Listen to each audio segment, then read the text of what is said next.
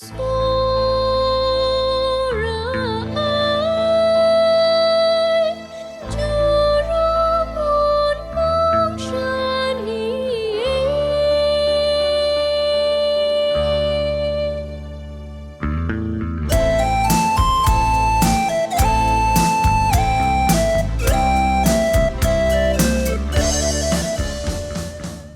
ပဲဖျားကျေးဇူးတော်ချီးမွမ်းလိုပါတယ်ဒီနေ့ဖျားကျေးဇူးတော်ကြောင့်ပေါ့နော်ကျွန်တော်တို့လာကစားအောင်မြန်မာပြည်ကချင်နဲ့ချင်းနဲ့ဖွဲ့ချုပ်မှာဤကဲ့သို့ online အပြည့်ဖျားရဲ့နှုတ်ကပတ်တော်ကိုသူတို့ကအစင်ချင်းခွန်ယူရတဲ့အခွင့်ကြောင့်လည်းဖျားကျေးဇူးတော်ကိုချီးမွမ်းပါတယ်ဤကဲ့သို့နှုတ်ကပတ်တော်ဟောကြားနိုင်ဖို့ရန်အတွက်ပြင်ဆင်ပေးသောဒီနေ့နေဖွဲ့ချုပ်ရဲ့ဓမ္မဆရာဌာနကိုလည်းကျေးဇူးတင်တယ်လို့ဒီနေ့အေးတင်ချင်းအတင်းတော်ကိုလည်းပါဝင်ဆက်ကရတဲ့အခွင့်အတွက်လည်းဖျားကျေးဇူးတော်ကိုအထူးပဲချီးမွမ်းလိုပါတယ်ဒီနေ့ကျွန်တော်တို့အတူတကွနှုတ်ဘတ်တော်ကိုဆင်ခြင်ခွန်အားယူနိုင်ဖို့ရန်အတွက်ရွေးချယ်ထားတဲ့ကျမ်းစာတော်မြတ်ကတော့ဒီနေ့အေဖက်ဩဝါဒစာအခန်းကြီး၄အငယ်73မှ16ဖြစ်ပါတယ်ငါတို့ရှိသမျှသည်ယုံကြည်ခြင်းတို့၎င်းဖျားသခင်သားတော်ကိုတည်ကျွမ်းခြင်းတို့၎င်းတညီတညွတ်ထဲရောက်၍ခရစ်တော်၏ပြည့်စုံခြင်းပမာဏအရက်တည်ဟုသောကြည်ရင်သောလူ၏အဖြစ်တို့ရောက်ကြသည့်တိုင်အောင်ဖြစ်သည်အကြောင်းမူကားသူတစ်ပါးတို့သည်လူပရိယေနှင့်အပြစ်တို့သွေးဆောင်ခြင်းငါလှည့်ဖြားပြောဆိုသဖြင့်ငါတို့သည်နောက်တစ်ဖန်ခတ်သိမ်းသောဩဝါဒလေတိုက်၍ဖျူဖျဲလွင်တော်သောသူငယ်မဖြစ်ပေလျက်မေတ္တာစိတ်နှင့်တမန်တရားကိုဟောပြောသဖြင့်ဥကောင်းတည်ဟုသောခရစ်တော်မှာအရာရာတို့၌ကြီးပွားကြမည်အကြောင်းတည်ထိုဥကောင်းမှအစစ်အပိုင်းများတို့သည်အားဖြစ်သဖြင့်တကိုယ်လုံးသည်စစ်ဆက်ထုံးဖွဲ့လျက်အတီးအင်္ဂါများကိုငန်းကိုတာအတိုင်းပြုပြင်သည်နှင့်အညီမိမိကိုယ်ကိုမေတ္တာ၌တည်ဆောက်ခြင်းကကြီးပွားစေတတ်၏ဒီကျမ်းစာတော်မြတ်ပဲဖြစ်ပါတယ်ကျွန်တော်ခေါင်းစဉ်ကတော့ယုံကြည်ခြင်းတည်ကျွမ်းခြင်းမေတ္တာ၌တည်ဆောက်ခြင်းဆိုပြီးတော့ကျွန်တော်အတူတကွခွာယူဖို့ရန်အတွက်ဖြစ်ပါတယ်ကျွန်တော်73မှာကြည့်တဲ့အခါမှာပေါ့နော်ယုံကြည်ခြင်းရှိရမယ်ပေါ့နော်ဒီနေ့ကျွန်တော်သခင်ယေရှုဖျားကိုရှေ့ဦးစွာကျွန်တော်နှလုံးသားထဲကနေပြီးတော့ကျွန်တော်ယုံကြည်ခြင်းရှိရမှာဖြစ်ပါတယ်ယုံကြည်ပြီးတော့ဗာပြန်ပြောလဲဆိုရင်ဒီနေ့သားတော်ကိုဖျားသခင်သားတော်ကိုတည်ကျွမ်းခြင်းကိုလည်းကျွန်တော်ရှိရမှာဖြစ်ပါတယ်ပေါ့နော်ဒီနှစ်ခုဆက်ပါတယ်ကျွန်တော်ယုံကြည်ယုံနဲ့မရဘူးတကယ်ပဲသခင်ရှုဖျားကိုကျွန်တော်တို့ရဲ့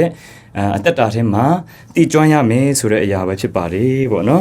ကျွန်တော်တည်ကျွမ်းရမယ်လို့ပြောတဲ့အခါမှာဒီနေ့ကျွန်တော်တို့ကျွမ်းတယ်ဆိုတဲ့အရာပေါ့နော်အခုကြည့်လို့ရှိရင်ကျွန်တော်ဥပမာပေါ့နော်မီးကျွမ်းသွားတယ်ပေါ့နော်မီးလောင်နေဆိုရင်ဒါတမျိုးကျွန်တော်မီးကျွမ်းသွားတယ်ဆိုရင်လုံးဝကိုဒါလောင်သွားတယ်မီးကျွမ်းနေပြီဆိုတဲ့ကျွန်တော်အဓိပ္ပာယ်ပဲဖြစ်တယ်ပေါ့နော်နောက်တစ်ခုကတော့ဗာလဲဆိုရင်ကျွန်တော်တို့အလုတ်ကျွမ်းကျင်နေပေါ့နော်ကျွန်တော်စကေးကောင်းနေပေါ့နော်လူတယောက်ကအလုတ်လုပ်တဲ့အခါမှာစကေးကောင်းနေသူ့ရဲ့ကျွမ်းကျင်မှုရှိတယ်ဆိုရင်ဒါအလွန်ပဲကောင်းတဲ့အရာဖြစ်ပါတယ်ပေါ့နော်ဒီလိုကျွန်တော်တို့ခရိယန်အသက်တာထဲမှာသခင်ရှုဖျားကိုကျွန်တော်တို့ကယုံကြည်တယ်ကျွန်တော်ဘဝအသက်တာထဲမှာလည်းသခင်ရှုဖျားကိုကျွန်တော်တည်ကျွမ်းရမှာဖြစ်တယ်ပေါ့နော်တည်ကျွမ်းခြင်းဆိုတဲ့အရာမှာတကယ်ကိုအထက်ကနေပြီးတော့ခုနဥပမာပေးခဲ့သလိုကျွန်တော်အသက်တာထဲမှာဘုရားကိုအမှန်တကယ်ကိုးစားယုံကြည်ခြင်းလှုပ်ဆောင်ခြင်းဒီနေ့ပုံသက်တည်ပြခြင်းအရာကကျွန်တော်တို့ရှိရမှာဖြစ်တယ်ဆိုတဲ့အကြောင်းအရာဖြစ်ပါတယ်ဒီလိုရှိလာတဲ့အခါကျမှပေါ့နော်ကျွန်တော်ဘာဖြစ်လာမလဲဆိုရင်တညင်တညွတ်သေးရောက်မယ်ခရစ်တော်ရဲ့ဒီပြည့်စုံခြင်းကိုကျွန်တော်တို့ကရောက်လာမှာဖြစ်ပါတယ်ပေါ့နော်ဒါကြောင့်ခုနယုံကြည်ခြင်းနဲ့သခင်ရှုဖျားကိုတည်ကျွမ်းခြင်းရှိတဲ့အခါကျမှကျွန်တော်တို့သခင်ရှုဖျားနဲ့အသက်တာနဲ့အတူအစဉ်အမြဲတစားကျွန်တော်တို့ကြီးပွားတိုးတက်လာမယ်ဆိုတဲ့အကြောင်းအရာလည်းကျွန်တော်တို့တွေ့ရပါတယ်ဒီလိုကြီးရင်လာတဲ့အခါကျမှတကယ်လို့ကျွန်တော်တို့ဟာအပေါ်အရာတွေကိုကျွန်တော်တို့ဟာဘုရားကိုယုံကြည်ခြင်းတည်ကျွမ်းခြင်းမရှိလို့ရှိရင်ပေါ့နော်အောက်မှာဗာပြန်ပြောထားလေဆိုရင်လူပရိယေနဲ့အပြစ်သွေးဆောင်ခြင်းကိုလက်ဖြားပြောဆိုတစ်ဖြစ်တဲ့ဒီခတ်သိမ်းသောဩဝါဒလေလေတိုက်လာမှာဖြစ်ပါတယ်ပေါ့နော်ကျွန်တော်ဒီခင်ရှုဖျားကိုယုံကြည်ခြင်းမရှိဘူးဒီတော့တည်ကျွမ်းခြင်းမရှိဘူးဆိုရင်ကျွန်တော်တို့ရဲ့ခတ်သိမ်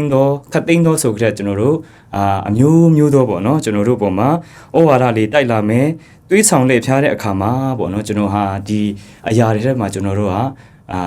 ပြန်လဲပြီးတော့လမ်းလွဲသွားနိုင်တယ်ကျွန်တော်ပါသွားနိုင်တယ်ဆိုတဲ့အကြောင်းကိုတွေ့ရမှာဖြစ်ပါတယ်ဖယိုဖယဲလွန့်သွားမယ်တဲ့ကျမ်းစာတော်မြတ်ထဲမှာပြောပါတယ်ပေါ့နော်ဒါကြောင့်ကျွန်တော်ဘဝထဲမှာယုံကြည်ခြင်းကိုခိုင်ခန့်ရမယ်သခင်ရှုဖျားကိုတည်ကျွမ်းရမယ်ဒီကြမှာကျွန်တော်ဖယိုဖယဲမဖြစ်တော့ပါဘူးပေါ့နော်ဒီခေတ်ကာလမှာကျွန်တော်တို့ဒီဩဝါဒအသစ်တွေပေါ့နော်ထူးဆန်းတဲ့အရာတွေကျွန်တော်အလုံးပဲများပြပါတယ်ပေါ့နော်ဘာလို့လူဖြစ်တဲ့အခါမှာဒီနေ့လူငယ်တွေများစွာသောအဖြစ်အသစ်အဆန်းတွေကိုကျွန်တော်တို့ကသဘောကျတယ်အသစ်အဆန်းတွေသဘောကျတဲ့အခါမှာဥပမာကျွန်တော်ဘာသာ ရေးမှာအတိအဆန်းတွေရှိမယ်ကျွန်တော်ထွင်လာတဲ့အရာတွေရှိမယ်နော်ပြီးယဉ်ကျေးမှုအတိအဆန်းတွေပေါ့နော်ခရိယန်ရဲ့ထုံးတမ်းနဲ့မကိုက်ညီတဲ့ဒီယဉ်ကျေးမှုအရာတွေကျွန်တော်တို့ကဒီဩဝါဒလေးတွေပေါ့နော်အတိအဆန်းတွေကိုကျွန်တော်တို့ဒီဘယ်လိုပြောမလဲဆိုရင်ကျွန်တော်လိုက်စားလာတဲ့အခါမှာကျွန်တော်တို့ကတတ်မှတ်တဲ့အခါမှာကျွန်တော်တို့ကဖယူဖေးရဲ့ကျွန်တော်တို့ရဲ့အသက်တာကဝိညာဉ်ရေးရာကလွင့်စင်သွားမှာဖြစ်တယ်ဆိုတဲ့အကြောင်းအရာကိုတွေ့ရပါတယ်ပေါ့နော်ဒီနေ့ဂိုင်းကနာတွေမြောက်များစွာပေါ်လာတဲ့အထက်မှာကျွန်တော်တို့ကဒီနှစ်ချင်းခရိယန်လာပြီးတော့ဖြစ်ရတယ်ပေါ့နော်နှစ်ချင်းခရိယန်ထဲမှာမှ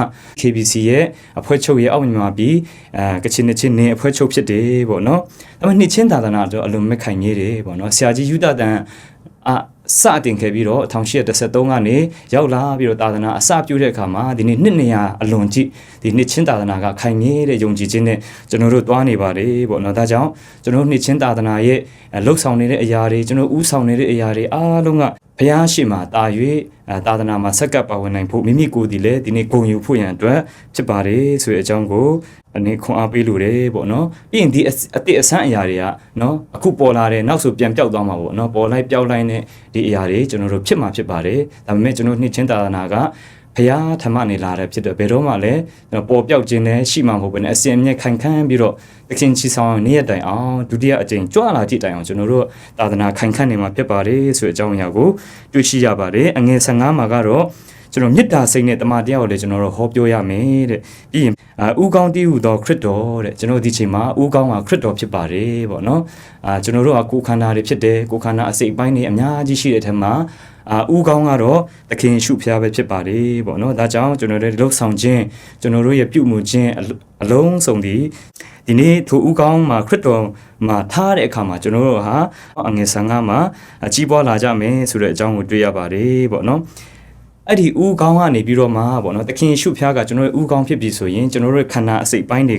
အားလုံးကစိတ်ဆက်ထုံးဖွဲပြီးတော့အတိတိအင်္ဂါကတဲ့ကျွန်တော်တို့အတိပြုတ်ပြင်မယ်တဲ့နော်အတိပြုတ်ပြင်မယ်ဆိုပြီးဖခင်ကလည်းကျွန်တော်တို့ကိုတမန်ကျမ်းစာတော်မြတ်ကပေါ်ပြထားပါတယ်ပေါ့နော်ဒီနေ့ဥကောင်းနဲ့ခန္ဓာကိုယ်အစိတ်ပိုင်းကအားလုံးကညီညွတ်ရပါတယ်ဒီခန္ဓာကိုယ်ကအစိတ်ပိုင်းတစ်ခုကအားလုံးကအကျုံးဝင်နေတယ်ပေါ့နော်အပြင်သဏ္ဍာန်နေပြီးတော့မြင်ရတဲ့အရာရှိတယ်အထဲမှာရှိတဲ့အရာတွေရှိတယ်သူကလည်းသူအလုပ်လုပ်နေကြတယ်ပေါ့နော်ဒီအတွက်ကြောင့်ကျွန်တော်ဒီဥကောင်းကနေဒီစံပြားနဲ့ခြေပြားထိကကျွန်တော်တို့ကညီညွတ်ဖို့လဲလိုပါတယ်ပေါ့နော်ဒီအတွက်ကြောင့်ဥကောင်းကသခင်ရှုဖြစ်တဲ့အခါမှာကျွန်တော်ခန္ဓာကိုယ်အစိတ်ပိုင်းကငါမလိုဘူးဆိုလဲနော်လက်ကိုဖြတ်ထားလို့လည်းမရဘူးတော့နော်ကြည့်လို့မကောင်းတော့ဘူးပေါ့နော်ခန္ဓာကိုယ်နဲ့တစ်ဆက်တည်းကျွန်တော်တို့ကရှိရမှာဖြစ်ပါတယ်ပေါ့နော်ဒီနေ့ကျွန်တော်တို့ရဲ့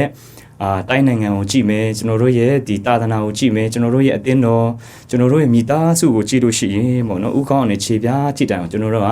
ညီညွတ်နေရမှာဖြစ်ပါတယ်ပေါ့နော်တိုင်းပြည်တွေမှာကျွန်တော်တိုင်းပြည်ကောင်းစားတယ်လူမျိုးကောင်းစားတယ်ဒီနေ့အသင်းတော်ကောင်းစားတယ်မိသားစုကောင်းစားတယ်ပေါ့နော်ကောင်းစားတယ်ဆိုတာကျွန်တော်တို့ဘယ်လိုမျိုးကျွန်တော်သွားကြည့်ကြမလဲပေါ့နော်ဒီနေ့ကျွန်တော်တို့ကိုလူမျိုးကောင်းစားတယ်ကိုအသင်းတော်ကောင်းစားတယ်ဆိုပေမဲ့ပြောနိုင်တာကကျွန်တော်ဒီနေ့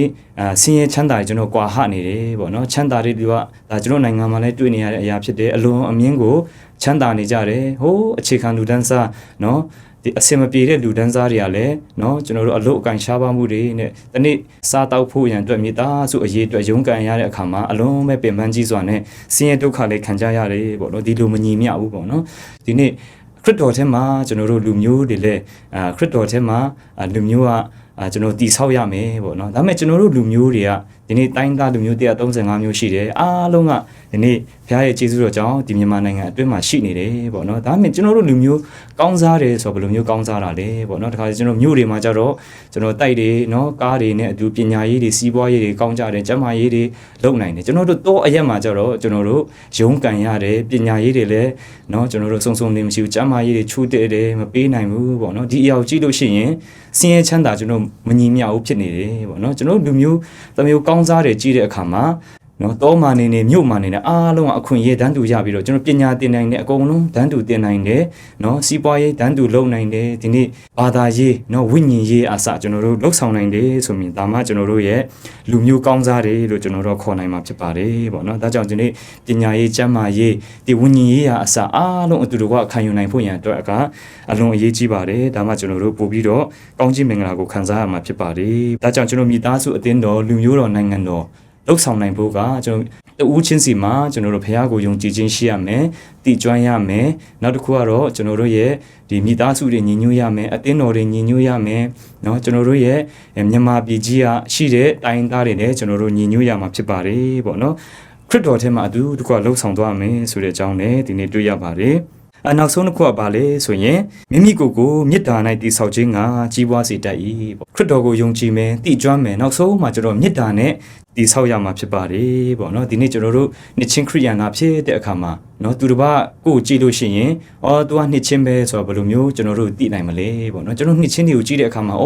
သူတို့ဖះကိုအယမ်းချစ်ပါလားယုံကြည်ပါလားဖះကိုအယမ်းကြောင်းဝင်ပါလားသူတစ်ပါးကိုကူညီတဲ့အရာတွေသူတစ်ပါးကိုမဆတဲ့အရာတွေကအယမ်းပဲကောင်းမြတ်ပါလားပေးကမ်းတဲ့အရာတွေပေးလူတဲ့အရာတွေကသူတစ်ပါးရှိမှပုံသက်တွေဖြစ်နေနှစ်ချင်းတွေကအဲ့လိုပါလားဒါကြောင့်မို့နှစ်ချင်းဖြစ်ရတာပါလားဆိုသူတစ်ပါးရဲ့အတူယူဖို့ပေါ့နော်ဒီနေ့ခရိယန်ပုံသက်တွေပေါ့နော်ကျွန်တော်တို့ရရှိမှာဖြစ်ပါတယ်ဒါကြောင့်ထိုအရာတွေပြုလုပ်နိုင်ဖို့ကျွန်တော်မေတ္တာနဲ့ကျွန်တော်တည်ဆောက်ခြင်းကျွန်တော်သွားရမှာဖြစ်ပါတယ်အတ္တနဲ့ကျွန်တော်လှုပ်ဆောင်တဲ့အရာတွေကိုယ့်ရဲ့မာနကိုယ့်ရဲ့လောဘနောက်ထိုအရာများပေါ်မှာအကျိုးကိုမျှောပြီးတော့ကိုယ့်ရဲ့အတွက်ဒီဟာတစ်ခုပြီးရင်ပြန်လာမှာပါလားဆိုတဲ့အကျိုးမျှော်မေတ္တာလည်းကျွန်တော်တို့မရှိဘဲနဲ့ပေါ့နော်ခရစ်တော်ထဲမှာသူမေတ္တာအစစ်နဲ့ကျွန်တော်တို့အတူတကွ